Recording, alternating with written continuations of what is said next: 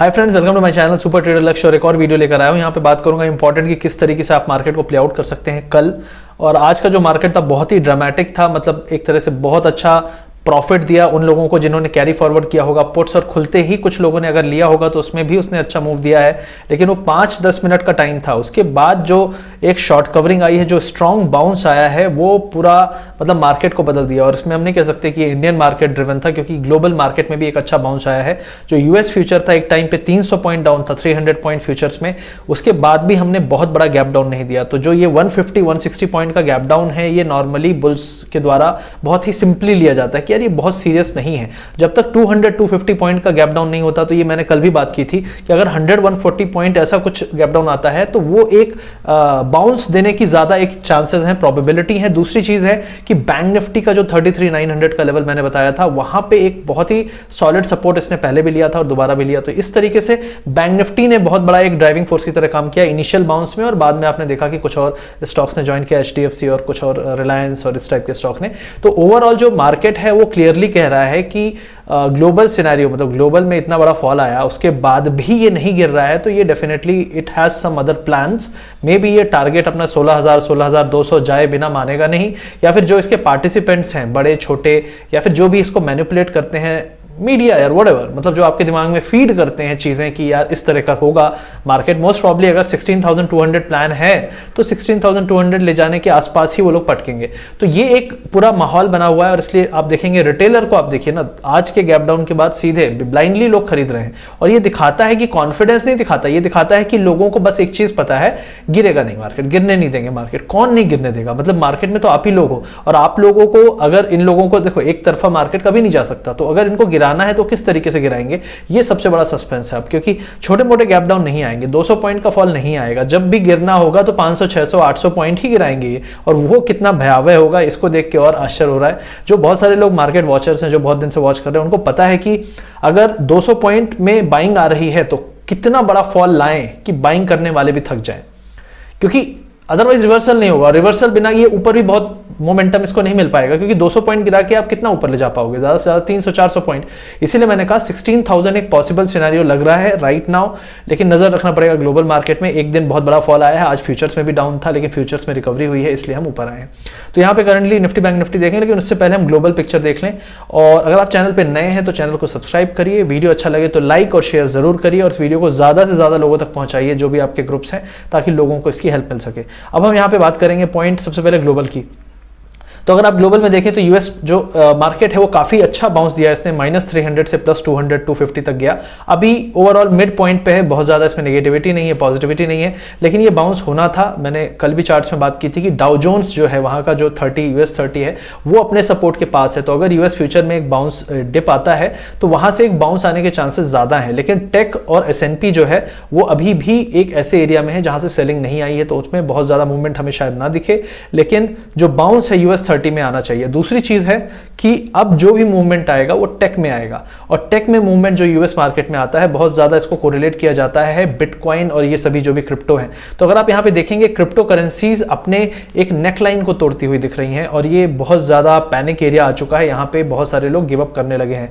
अगर आप देखेंगे यहां पे जो बहुत ही एक स्ट्रॉन्ग था डोजी कॉइन, वो ऑलमोस्ट 0.22 पहुंच चुका है, 0.3 के आसपास चल रहा था। तो ये सभी एक ब्रेकडाउन स्ट्रक्चर दिखा रहे हैं। तो सबसे पहले मैं यहां पे आपसे बात करूंगा कि ओवरऑल बिटकॉइन किस तरीके से आप देख सकते हैं। यहाँ पे ये जो एरिया था इसका 33,500, इसको तोड़ने के बाद एक ये बहुत ही डेंजर एरिया में आ चुका है। मुझे ऐसा लगता है 28,000 तक भी गिर सकता है, और ये जो है एक रिटेल सेंटिमेंट दिखाता है। तो यूएस में रिटेलर कॉशियस हो चुका है, वहां पे प्रॉफिट बुकिंग कर रहा है, क्योंकि बिटकॉइन में सबसे ज्यादा रिटेलर्स ही घुसे हुए हैं।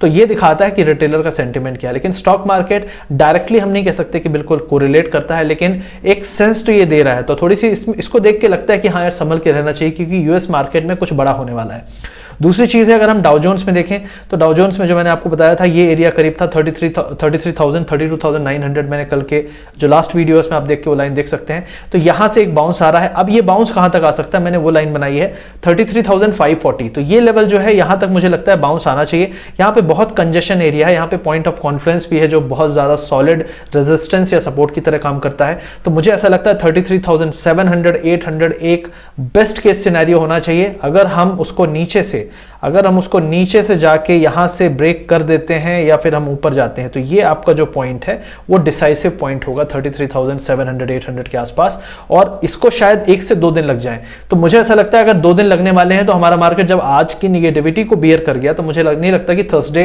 या वेडनेसडे के पहले ये गिरेगा। वेडनेसडे तक तो मुझे लगता है कि सेफ है, डिप्स बाय होंगे। थर्सडे को क्या होगा वो देखने वाली बात होगी, लेकिन उस बीच में यूएस मार्केट नेगेटिव नहीं होना चाहिए, क्योंकि यूएस मार्केट ने जो ये तोड़ा है, जो ये ट्रेंड है, ये पिछले 1 साल का ट्रेंड है, मैंने पहले भी कहा है। और हमारा मार्केट 1 दिन 2 दिन डिनाई करता है, ऑब्वियसली करता है, हमेशा करता है। पहले भी आपने देखा होगा जब ट्रंप आया था तो हमारा मार्केट पहले गिरना चालू हुआ, ग्लोबल बाद में गिरा। तो इस तरह की चीजें हो सकती हैं कि हम कई बार पहले स्टार्ट करते हैं, कई बार ग्लोबल पहले स्टार्ट करता है, हम थोड़ा सा 1-2 दिन बाद चालू करते हैं। तो ये पॉइंट जो है बहुत इंपॉर्टेंट है, इसको वॉच करके चलिए। अगर हम किसी तरीके से इसको क्रॉस कर जाते हैं ऊपर की तरफ तो ये पूरा का पूरा खतरा टल जाएगा। अगर हम इसको क्रॉस नहीं कर पाते हैं तो फिर ये प्रॉब्लम बनी रहेगी, और हो सकता है अगले 1 हफ्ते के अंदर हम नीचे की तरफ बहुत तेजी से मोमेंटम पकड़ें, क्योंकि यूएस मार्केट हाई से गिर चुका है, हम नहीं गिरे हैं। तो ये पहला पॉइंट है। अब डॉलर की बात करेंगे, यूएसडी आईएनआर, तो ये करेंसी भी काफ़ी यहाँ से वीक हुई थी, लेकिन अभी यहाँ पे थोड़ा सा कंसोलिडेट कर रही है 74.2 के आसपास। अगर इस एरिया पे आप देख सकते हैं, लास्ट टाइम भी इस एरिया पे आप देख सकते हैं कुछ रेजिस्टेंस मिलता है, इस एरिया को क्रॉस करेगा तो आपका फिर 75.3 तक के लेवल्स खुल जाएंगे। तो इस एरिया पे हो सकता है कंसोलिडेट करे। अगर ये कंसोलिडेट करता है, देखिए अगर आरबीआई एक्शन में है तो ये वापस नीचे 73.5 की तरफ जाना चाहिए। अगर आरबीआई कुछ नहीं कर पा रहा है तो ये यहीं पे 74 के ऊपर रहेगा, और अगर 74 के ऊपर है तो ये 75.5 की तैयारी कर रहा है, ना कि नीचे जाने की। तो ये एक चीज़ इंपॉर्टेंट है। दूसरा है डॉलर, तो डॉलर में एक इंपॉर्टेंट रेजिस्टेंस है 92.6 के आसपास, इसको ब्रेक करेगा तो बहुत तेज से अपसाइड आएगा। मैंने ऑलरेडी कहा है ये अपसाइड में है, लेकिन 2-3 कैंडल के बाद थोड़ा सुस्ता रहा है। अगर ये इस एरिया को 92.7 को क्रॉस करे तो समझ लीजिए कि अब एक और 1-2 दिन बड़े कैंडल बनेंगे, और जिस दिन वो 2 दिन बड़े कैंडल बनेंगे तो यूएस मार्केट में बड़ा पैनिक और फॉल दिखेगा आपको। तो मतलब एक दिन शायद अभी हमको कल ट्यूसडे को शायद कुछ मूवमेंट ना हो, फ्लैट रहे या रेंज बाउंड रहे। वेडनेसडे और थर्सडे को हो सकता है फिर से वॉलेटिलिटी बढ़ेगी यूएस मार्केट में, तो उसके हिसाब से अगर कल आप लॉन्ग जाते हैं और आपको प्रॉफिट हो रहा है तो मोस्ट प्रॉब्ली आपको बुक कर लेना चाहिए, क्योंकि वेडनेसडे थर्सडे यूएस मार्केट में वॉलेटिलिटी बढ़ सकती है। अब हम बात कर लेते हैं थोड़ा सा निफ्टी के बारे में। तो सबसे पहले निफ्टी का था, तो ये एक आपका इंपॉर्टेंट पॉइंट था 15,615, 620 के आसपास आपका 20 SMA भी था, जिसको इसने ब्रेक कर दिया। बहुत देर तक तो कंसोलिडेट किया, लेकिन उसको इसने ब्रेक किया। उसको ब्रेक करने के बाद जो अगला रेजिस्टेंस था वो 700 था, उसको भी ब्रेक किया। अभी आप देख सकते हैं इस कैंडल के हम पास पहुंच चुके हैं 760 के। लेकिन अगर ट्रेंड लाइन एनालिसिस देखें तो जो ये सपोर्ट लाइन थी अब ये रेजिस्टेंस बन गई है। तो एक पॉसिबिलिटी क्या बनती है कि हम हो सकता है यहाँ से एक बाउंस इसको टच करने का बनाए, जो कि हमको लगेगा कि यार हम दोबारा से एक नए हाई की तरफ जा रहे हैं। तो नया हाई बनेगा नहीं बनेगा ये हम नहीं कह सकते। जिस तरीके के हमारे मार्केट में सेंसेस काम कर रहे हैं, जिस तरीके का लॉजिक काम कर रहे हैं कि जहां पे एक निकाय करके मार्केट है 3.5% डाउन है, एशिया में सब कुछ 1.5% डाउन है, हम इकलौते मार्केट है जो ऊपर है। तो मतलब अगर आप लॉजिक लगाने जाओगे तो लॉजिक अभी नहीं लग रहा है। क्यों नहीं लग रहा है? क्योंकि there is pure liquidity being pushed by retailers, HNIs, governments, mutual fund, I don't know who, but एक कोलैबोरेटिव एफर्ट है इसको नहीं नीचे ना ले जाने के लिए। तो पक्का ऊपर आपको 16,000 शायद टच कराना चाहते हैं, इसीलिए मैंने कहा कि पॉसिबिलिटी है, क्योंकि अगर उनकी डिजायर है इतनी कि भाई 16,000 16,200 तक ले जाना है तो वो टच करा लेंगे। उसमें कोई ऐसा नहीं है कि फॉरेन में सेलिंग हो रही है तो हम नहीं करा सकते। लोकल में इतनी लिक्विडिटी है, रिटेलर इतना एक्साइटेड है कि बोल रहा है अरे तुम नाम लो हम पैसा डालेंगे ना, टेंशन क्या है, बैंक बैलेंस है ना, सब डाल देंगे। तो इतना ज्यादा एक्साइटेड है क्योंकि that's how the market is currently, not fundamental. Liquidity सब कुछ लॉजिक को मैनेज कर रही है, लेकिन 16 होगा, 16, 100, 200 होगा, लेकिन जितना आप इसको टालोगे, जो ये मैं फिनोमेना बोल रहा हूं, जितना आप टालोगे, क्योंकि यूएस मार्केट अगर कंफर्मेशन दे चुका है, जितना टालोगे उतना ही बड़ा इंट्राडे रिवर्सल या गैप डाउन से इन सबको फंसाया जाएगा। उतना ही बड़ा होगा और उतना ही भयावह होगा, जो रिटेलर ने पिछले 1-1.5 साल में नहीं देखा होगा और नहीं सोचा भी होगा उसके बारे में। ये ऑब्वियस है, सोचते नहीं है लोग। तो ये एक चीज आपको ध्यान देना है। तो करंटली 746 पे हम हैं। अगर यहां से थोड़ा बहुत डिप आता है तो आपको एक कैंडल 680 के आसपास तक ले जा सकता है। तो पॉसिबिलिटी ये है कि एक डिप आए और फिर ऊपर की तरफ आए, या फिर हम गैप अप खुलें तो 850 870 के आसपास आपको निकल जाना है मेरे हिसाब से। फिर उसके बाद एक डिप आए फिर आप बाय करो, क्योंकि डिप में बाय हो रहा है तो आप गैप अप में किस एरिया में निकलना है वो 850 है पहली चीज। क्योंकि यहाँ पे ट्रेंड लाइन का रेजिस्टेंस मिल रहा है और करंटली यही एक सेटअप है कि गैप अप अगर आपको मिले तो आपको कहाँ निकलना है, और गैप डाउन में आपको 680 के आसपास अगर छोटा गैप डाउन मिले तो बाय भी कर सकते हो, क्योंकि उसके बाद एक बाउंस आएगा, क्योंकि शॉर्ट्स ट्रैप हो चुके हैं, एक्सपायरी वीक है और एक्सपायरी वीक में आपको डेफिनेटली यही चीज दिखती है। और बैंक निफ्टी में बहुत तगड़े शॉर्ट्स ट्रैप हुए हैं, तो मुझे ऐसा लगता है कि बैंक निफ्टी ड्राइविंग फोर्स हो सकता है अगले 2 से 3 दिन। थर्सडे का नहीं कह सकते, लेकिन ट्यूसडे और वेडनेसडे को तो हो सकता है। अब हम बैंक निफ्टी की बात कर लेते हैं यहाँ पे। तो बैंक निफ्टी का एक इंपॉर्टेंट आपका ट्रेंड लाइन रेजिस्टेंस था इस एरिया में 600 के आसपास, इसको भी इसने तोड़ दिया है, लेकिन इसने जो एक इंपॉर्टेंट लॉन्ग टर्म ये जो अपना चल रहा था ट्रेंड, इसको हमने नीचे से हिट किया है। तो 34,900 35,100 तक जा सकता है, एक पॉसिबिलिटी है, गैप अप में खुलेगा तो सीधे वहीं पहुंचेगा। लेकिन वहां पे हमको, मुझे ऐसा लगता है कि बैंक निफ्टी में ज्यादा सतर्क रहना है, क्योंकि सेम ट्रेंड लाइन है जैसे निफ्टी में है वैसे बैंक निफ्टी में है, तो ये किस तरीके से बिहेव करेगी we can't say right now. लेकिन राइट नाउ अगर आप सोचते हो कि bank Nifty should be strong component, expiry led हो सकता है शॉर्ट कवरिंग के कारण, लेकिन ओवरऑल फंडामेंटली स्ट्रॉन्ग कंपोनेंट नहीं है। बैंक निफ्टी अभी भी वीक कंपोनेंट है। यहां पे बहुत सारे लोग डब्ल्यू बॉटम बनाएंगे, बहुत सारे लोग बोलेंगे कि यार लोअर शेडो हैमर बना रहा है, बहुत कुछ है, सब कुछ ठीक है, लेकिन हैमर बनाने के बाद आपको 1000 पॉइंट का बाउंस मिल चुका है, और इस बाउंस को हम किस चीज में यूज करें, निकलने में यूज करें या फिर एक नया ट्रेंड स्टार्ट होने वाला है, ये हमारे मार्केट पे डिपेंड नहीं करेगा, ये ग्लोबल मार्केट पे डिपेंड करेगा। जब तक ग्लोबल मार्केट नहीं बोल रहे कि हम एक नया हाई बनाने वाले हैं, हमारा मार्केट नया हाई नहीं बनाएगा। हम हाई के आसपास टच करके जो भी पर्पस सॉल्व करना है उनका, देखिए एक चीज मैं बोल दूं आपको कि the big guys can not exit, जो बड़े लोग हैं वो तब तक नहीं निकल सकते जब तक रिटेलर पागल की तरह वॉल्यूम पुश नहीं करेगा, अच्छी खासी हाई वॉल्यूम बाइंग नहीं होगी, और हाई वॉल्यूम बाइंग में ही बड़ा आदमी अपने वॉल्यूम्स को निकाल सकता है। तो इसीलिए ये जो अभी चल रहा है हाई मतलब वॉल्यूम फिनोमिना, जो रिवर्सल बिल्कुल एग्रेसिव चल रहा है काम, ये इसलिए चल रहा है क्योंकि आप कन्विंस हो जाओ कि अब तो मैं खरीद सकता हूं लॉन्ग टर्म के लिए, बट लेकिन ये लॉन्ग टर्म की एंट्री का एरिया नहीं है, ये लॉन्ग टर्म के एग्जिट का एरिया है।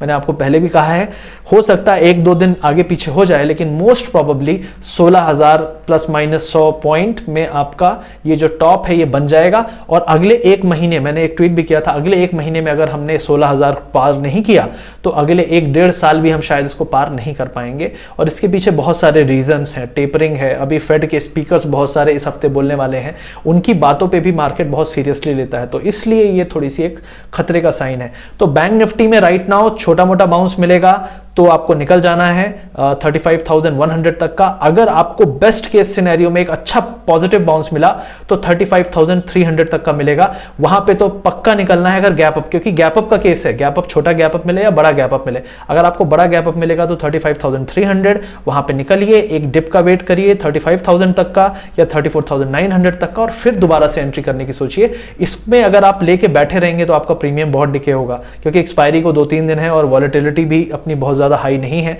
तो इसलिए डिके बहुत हाई लेवल का हो रहा है, तो इस पे थोड़ा सा आपको ध्यान देना है। उसके अलावा कुछ स्टॉक्स हैं जिनकी बात करूंगा। आपका जो आज एक बहुत बड़ा सपोर्ट था वो था HDFC का, सपोर्ट तक तो नहीं आया, ये सपोर्ट तक हमने उम्मीद की थी 2430 तक, वहीं से ऑलमोस्ट 2450 से लौट गया है।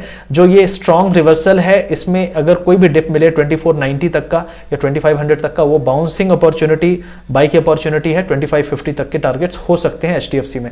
HDFC अभी भी बहुत स्ट्रॉन्ग नहीं है, पूरी रैली में इसको 2800 पार कर लेना था लेकिन नहीं कर पाया है।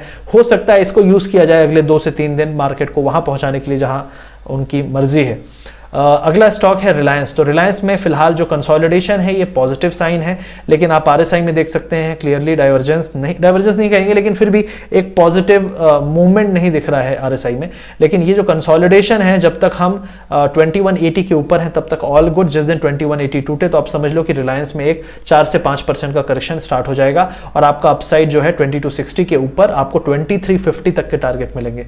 तो आप ब्रेकआउट के लिए प्ले करो, यहाँ पे कंसोलिडेशन में टाइम वेस्ट मत करो, फंस जाओगे फालतू में, तो ये आपको अभी यहां पे करना है। उसके अलावा एक स्टॉक है एक्सिस बैंक। तो बैंकिंग की बात कर लूं, एक्सिस बैंक ने एक अच्छा यहां पे स्ट्रक्चर बनाया है, लेकिन आपका फिर भी 723 का स्टॉप लॉस होना चाहिए किसी भी केस के लिए, और यहां से एक पॉसिबिलिटी है 750 755 तक की कल परसों में एक्सिस बैंक में कुछ मूवमेंट दिख सकता है आपको। और जो अगला है SBI। तो SBI में बहुत सारे लोग बोले कि यार ये लगता है नई रैली स्टार्ट हो रही है, हो सकता है, पॉसिबिलिटी है, लेकिन अभी राइट नाउ अगर आप बोलें तो इसको रैली की तरह ना लीजिए। आप इसका टारगेट मैं आपको बता देता हूं, 425 428 तक के एक टारगेट मिल सकते हैं। 430 बेस्ट के सिनेरियो, वहां पे आपको निकल जाना है। तो ये सभी चीजें हैं। वैसे हम SBI में लॉन्ग हैं, तो डेफिनेटली हमारी उम्मीद है 6 to 7 रुपीज़, जो कि बहुत अच्छा है अगर मिल जाए तो इस तरीके से आपको छोटे टारगेट बनाने पड़ेंगे। अगर आप लॉन्ग साइड हो, शॉर्ट साइड हो, जो भी है, टारगेट मिले बुक कर लो, सिंपल सी चीज़ है। बहुत ज़्यादा वेट करने का टाइम मतलब नहीं है और मौका भी नहीं दे रहा है मार्केट, तो ये इंपॉर्टेंट पॉइंट है यहाँ पे। उसके अलावा महिंद्रा एंड महिंद्रा की बात मैंने की थी, ये स्टॉक इस एरिया से घूमने की बात हमने की थी, ऑलमोस्ट लग रहा है यहाँ पे घूमेगा, लेकिन इसको टाइम लग जाएगा। तो महिंद्रा एंड महिंद्रा में मेरे हिसाब से अगर आप कोई ट्रेड लेना चाहते हो, अगर आप ऑप्शन सेलिंग अलाउड है आपके ब्रोकर में, आप कर सकते हो, तो मेरे हिसाब से 760 का पुट, क्योंकि कोशिश ये करेगा नीचे गिरने की, लेकिन मुझे ऐसा लगता है कि यहाँ पे बॉटम बनाएगा, तो 760 765 का पुट अगर मिले उसको सेल कर सकते हो। अगले 2-3 दिन में जो भी उसका प्रीमियम है आप पूरा मिल सकता है, ये एक पॉसिबिलिटी है। उसके अलावा HDFC बैंक की अगर हम बात करें तो HDFC बैंक ने आज मोस्ट प्रोबेबली इस एरिया को तोड़ा है, most probably, still not confirmed, क्योंकि अभी एक ही कैंडल आपको मिलेगा 1 घंटे का, लेकिन 1480 के ऊपर, 80 के ऊपर जब तक है कोई दिक्कत नहीं। मुझे ऐसा लगता है कि HDFC बैंक अगले 2 से 3 दिन में एक दिन तो बड़ा खेल खेलेगा, और मुझे ऐसा लगता है कि ये 1500 1510 तक एक अटेम्प्ट मारेगा। पूरा एक्सपायरी लेड मूव है, ये कोई ऐसी इन्वेस्टमेंट वाली चीज़ नहीं कह रहा मैं कि ये अब नई रैली स्टार्ट करेगा, बहुत ऊपर जाएगा, क्योंकि अगेन मार्केट को पहुंचाना है। इंडेक्स में कुछ स्टॉक्स पीछे आएंगे, जैसे आईटी में सेलिंग है। अगर आप आईटी में बात करें तो इन्फोसिस वीक पड़ रहा है, इन्फोसिस मुझे ऐसा लगता है अगले 2-3 दिन दिक्कत कर सकता है, तो इन्फोसिस में हाई लेवल पे सेलिंग है, और आपका रेंज जो है 1485 से लेके 1512 है, तो इस रेंज में ही रहने की उम्मीद है। गिरेगा नहीं, क्योंकि एक्सपायरी है, तो बहुत सारे लोग शॉर्ट्स में ट्रैप हैं, क्योंकि आप देख सकते हैं जिस तरीके से ये ऊपर गया है पूरे महीने, मुझे नहीं लगता कि इसमें अभी शॉर्ट्स निकल चुके होंगे पूरे, तो डेफिनेटली शॉर्ट्स हैं, तो ये डिप में 1480 के आसपास आएगा तो बाउंस मिलेगा, और आपका हाई लेवल पे 1520 तक मैक्सिमम जा सकता है, तो ये रेंज अगले 2 से 3 दिन रहने वाली है, तो यहाँ पे आप ऑप्शन सेलिंग ट्राई कर सकते हैं। तो ये सभी स्टॉक्स थे। आई होप आपको ये वीडियो अच्छा लगा होगा। एक और चीज़ मैं शेयर करना चाहता था, ओपन इंटरेस्ट। तो करंटली अगर आप देखेंगे यहाँ पे, तो आप देखेंगे कि 750 का पुट बिक रहा है, 750 का कॉल भी बिक रहा है, 700 का पुट बिक रहा है, तो 700 750 का जो पुट है उसमें सेलिंग है, मतलब यहाँ पे सपोर्ट बनाने की कोशिश है 750 तक, मतलब यहाँ से आप 850 की उम्मीद कर सकते हैं। लेकिन प्रॉब्लम बस यही है कि आपको अगर बाउंस मिलेगा, अगर आपको बाउंस मिलेगा तो आपको निकलना है, क्योंकि आप देख सकते हैं यहाँ पे ऑलरेडी सेलिंग चल रही है 900 पे, 16,000 पे, तो मुझे नहीं लगता कि 16,000 अगर एक बड़ा गैप अप मिल जाता है तो लोग बोलेंगे चलो अब 16,200 ले जाया जाए। मोस्ट प्रॉब्ली वहाँ पे बुकिंग आएगी, और अगर गैप अप होता है तो गैप अप में सेलिंग होगी, प्रॉफिट बुकिंग होगी, और गैप डाउन हो रहा है तो आपको पता ही है कि वहाँ पे बाइंग हो रही है। ओवरऑल पूरा जो सेटअप बना के रखे हैं कि एक रेंज में मार्केट को एक्सपायर करना है, इस एक्सपायरी में आपका 16,000 से लेके 15,600 के बीच में, सॉरी 16,000 से 15,600 के बीच में आपकी ये रेंज है, और ये रेंज धीरे धीरे ये लोग और क्लोज करेंगे तो 15,900 से लेके 15,800 की रेंज हो सकती है, जहां जिसके बीच में ये लोग एक्सपायर करने की कोशिश करें, इवन इफ हम 16,000 टच करके आ चुके हों। तो इसलिए मैं कह रहा हूं गैप अप में प्रॉफिट बुक करिए, गैप डाउन मिल रहा है, शॉर्ट हो प्रॉफिट बुक करो, और वहां से लॉन्ग करने की कोशिश करो, क्योंकि मार्केट में एक रेंज बनाई जा रही है, उस रेंज में आपके जो कॉल्स हैं वो गैप अप में अच्छे खासे प्रीमियम होते हैं, वहां पे सेलिंग हो रही है, गैप डाउन में भी सेलिंग हो रही है। अल्टीमेटली जो ऑप्शन सेलर है, क्योंकि भाई रिटेलर को तो उन्होंने दूर कर दिया है, तो जो ऑप्शन सेलर है वो दोनों तरफ से रेंज को बिल्कुल एकदम टाइटली पकड़ रखा है उसने, और मोस्ट प्रॉब्ली ये रिटेलर के पूरे प्रीमियम जीरो करने की जुगाड़ में है। तो रिटेलर जो है प्लीज एग्रेसिवली, अगर आप शॉर्ट हैं, प्रॉफिट बन रहा है, बुक करिए, शॉर्ट में या लॉन्ग में वेट मत करिए बहुत देर तक, क्योंकि ये एक प्रॉब्लम हो सकती है। क्योंकि जिस तरीके का सेटअप ये लोग बना रहे हैं, कॉल और पुट दोनों सेल कर रहे हैं, ये क्लियरली दिखा रहा है कि ये कहीं जाने नहीं देंगे मार्केट को, ये इसी रेंज में रखेंगे। और जब आज जैसे इतने बड़े ट्रिगर के बाद भी इन्होंने गिरने नहीं दिया, तो ये दिखाता है कि इनके पास लिक्विडिटी पावर है, इनके पास म्यूचुअल फंड का पावर है, या जो भी HNIs का पावर है। और दूसरी चीज है कि बाकी आपकी ऑप्शन सेलिंग में ऑलरेडी छटाई कर चुके हैं ज़्यादातर लोगों की, तो आप ऑप्शन बायर ही हैं मोस्ट प्रॉबली, और आपका पैसा मुश्किल है बनना, 2x 3x बनेगा, आप बोलोगे यार थोड़ा सा और, वो उतने में घूम जाएगा। तो ये चीज़ हो रही है। आई होप ये वीडियो आपको अच्छा लगा, लाइक शेयर सब्सक्राइब जरूर करिएगा। मिलते हैं अगले वीडियो में, थैंक यू वेरी मच।